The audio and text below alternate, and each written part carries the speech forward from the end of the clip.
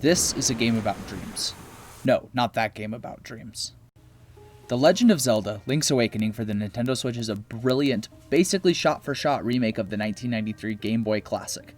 Except instead of looking like this, it has actual graphics now. The plot is this. Basically, a storm causes you to wash up on the shore of Koholint Island, which has some dungeons that seriously need a Link to wreak havoc. The main quest, brought to us by Exposition Owl, is to wake the Windfish, which lives in a giant Yoshi egg on the mountain. Of course, no regular alarm clock would do for this fella. Link needs to gather instruments from various dungeons, cause my man awakens to nothing less than a full orchestra. What follows as you complete this quest is one of the most brilliantly designed and executed video games I have ever played, despite how frustrating and obtuse it can be. The game is more than just fun and cleverly planned out. It is a rumination on what it means to dream, with interesting and engaging conceptual implications. To borrow from our friends over at Girlfriend Reviews, Shelby, can we please be friends? This isn't a review of Link's Awakening. This is a discussion of the artistic aspects of Link's Awakening that, for me at least, make a strong case for video games as art and literature. There will be some mild spoilers ahead, though not from the conclusion of the game. We tried to capture the end of the game, but this is what our footage ended up looking like. Yep, that's just the audio, and our home screen. Yeah.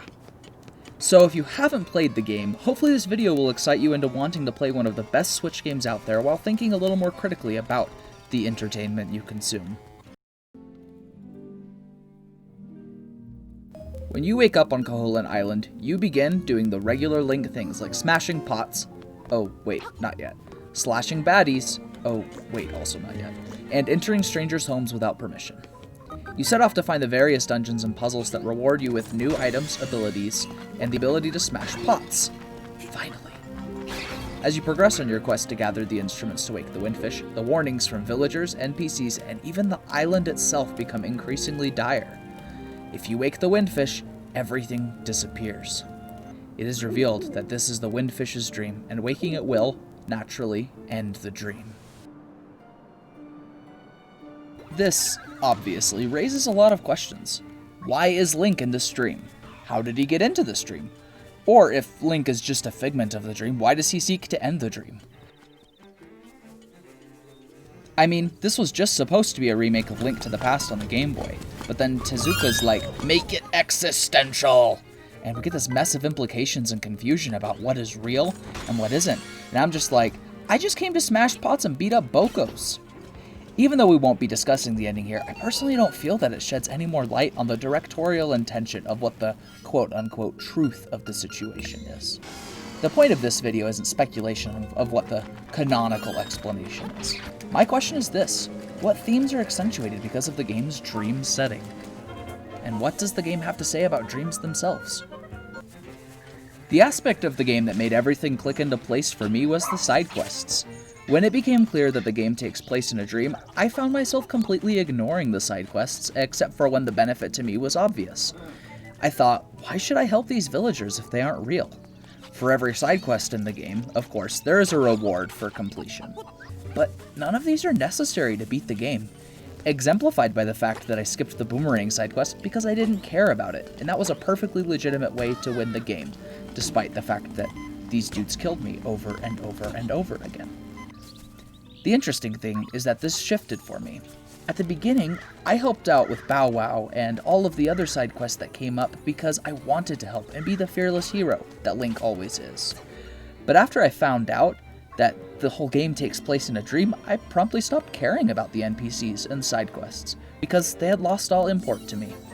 When I ran into Marin needing help, I almost didn't save her because I didn't care, though I figured it would be required for completion of the game. Did this make me not like the game anymore? No! If anything, it made me like the game more, just for the simple fact that it allowed me to change my playstyle as I understood more about the world. I didn't feel like I owed anything to anyone, leading me to smash more pots than normal and spend as much time in the dungeons as I wanted, just because there was no urgency. No world to save, no princess to rescue. That, I think, is the most interesting aspect of Link's Awakening's setting. Link's Awakening lacks the omnipresent urgency of every other Zelda game. Even though I definitely messed around and left the Ganon quest for last in Breath of the Wild, I still felt a little guilty for leaving Zelda to fight Ganon alone for so long. It had a sense of urgency I didn't feel in Link's Awakening. Somehow, though, the lack of urgency only serves to highlight the brilliant design of this game. I remarked several times during my playthrough that the dungeons are perfectly designed. Just obtuse enough to be challenging, but not the bomb this wall that looks exactly like all the others obtuse of the original Legend of Zelda. I had the freedom to tackle every challenge at my own pace, exploring the elements of the game that were the most interesting to me, not the elements that were required for the story. Somehow, that was more fun to me than having the story drag me through the game with a sense of urgency. In a way, playing Link's Awakening was like a nice, pleasant dream. I had fun while it lasted, but it had to draw to a close. I couldn't keep playing the game forever, though I wanted to. But I felt that the mission of waking up the fish was a symbolically important moment for me.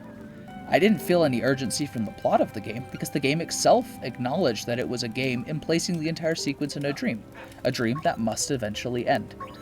And while this isn't true of the Switch version I played, someday the batteries in the Game Boy cartridges originally produced for Link's Awakening will die, if they haven't already, and the island of Koland will truly be erased forever. I engaged with Link's Awakening in a way that I've only experienced with one other game, the incredible, amazing Celeste.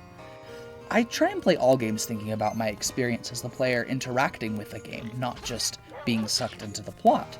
But this may be the only game that actively encouraged that mindset and leveled with the player in a very unique way.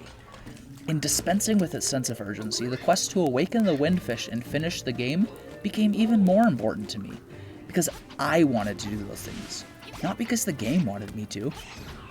I wanted to wake the windfish. Again, I won't spoil the end of the game, because our footage looks like this, but it was cathartic, surprising, and entirely worth the experience. I think that Link's Awakening argues that the point of dreams is to choose to wake up. You could stay on Koland forever, but that would eventually get stale. By choosing to wake up and explore the real waking world, you choose to truly exist, in a way that you can't exist in a dream. Thanks for watching, guys.